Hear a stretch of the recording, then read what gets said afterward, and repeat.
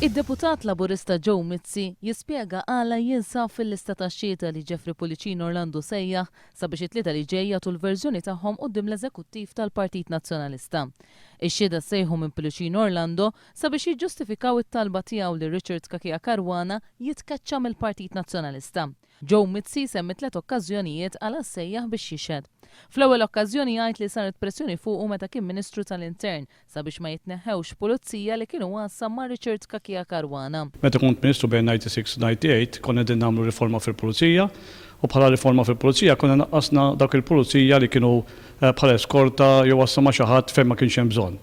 U fosthom kien hemm parti minnhom ta' ma' Richard Kakija Karwana.